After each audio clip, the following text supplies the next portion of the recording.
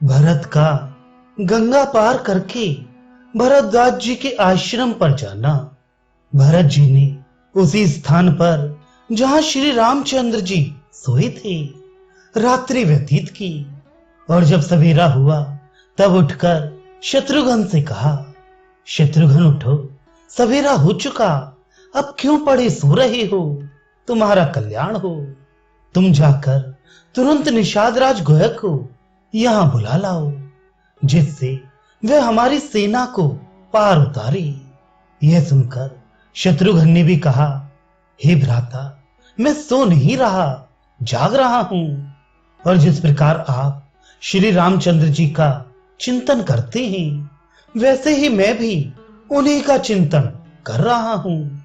इस प्रकार दोनों पुरुष सिंह बातचीत कर ही रहे थे कि इतने में निषाद राज गुह ठीक समय पर पहुंच और हाथ जोड़कर भरत जी से बोला, हे काकुत्स, आप नदी के तट पर रात को सुखपूर्वक तो रहे, आपको या आपकी सेना में से किसी को किसी प्रकार का क्लेश तो नहीं हुआ। निषाद राज के ऐसे स्नेह सने वचन सुन भरत जी ने भी गुह से ये कहा, हे राजन, ये रात हम सबकी सुख से बीती और तुमने हमारा भली भांति आदर सत्कार भी किया।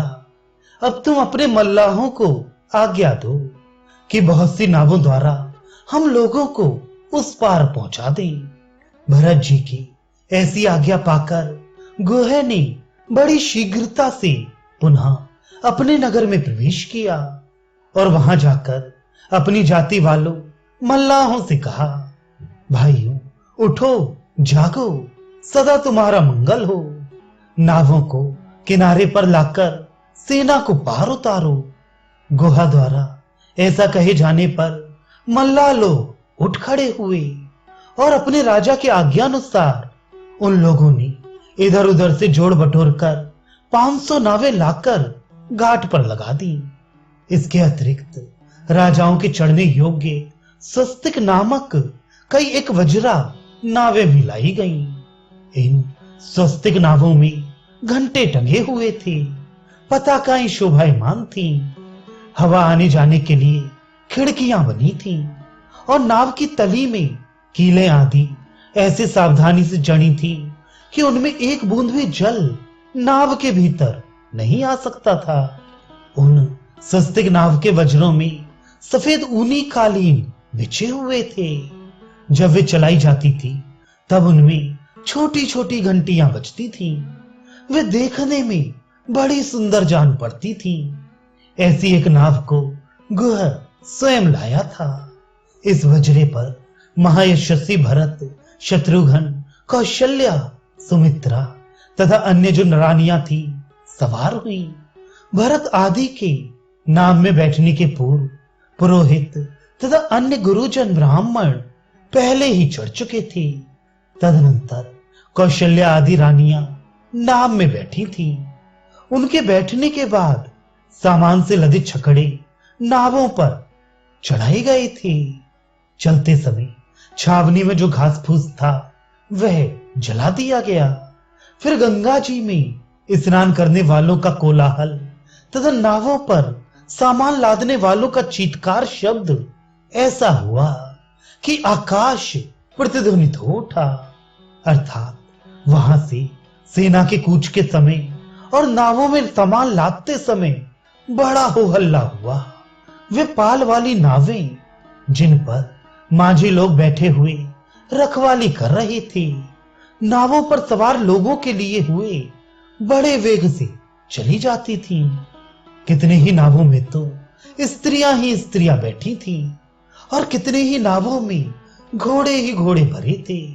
कई एक नावों पर रथ, बैल, छकड़े, घोड़े, खच्चर जो बड़े बड़े मोल के थे भरे थे।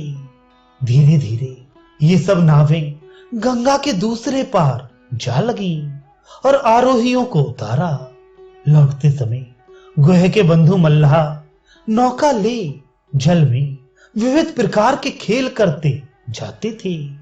महावत लोग ध्वजा सहित हाथियों को जल में पैराकर पार उतरते थे। उस समय वे हाथी चलते फिरते पर्वतों की तरह जान पड़ते थे। कोई कोई तो छोटी नावों पर बैठकर पार उतरे, कोई बांस आदि के बेड़ों के सहारे, कोई घरनई से और कोई स्वयं तैरकर उस पार पहुंचे। निषाद राज के नौकर मल्लाहों ने स्वयं गंगा स्नान से पवित्र हुई सेना को पार उतार दिया।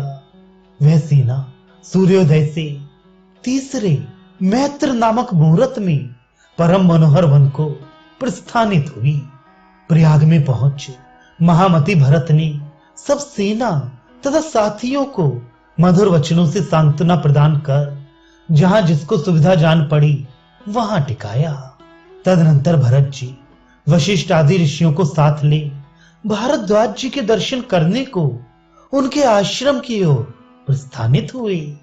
उन वेद महाज्ञानी देव पुरोहित बृहस्पति पुत्र भरद्वाज के आश्रम में पहुंच भरत आदि ने भरद्वाज जी की रमणीय पर्णशाला और सघन वृक्षों से सुशोभित बड़े वन को देखा।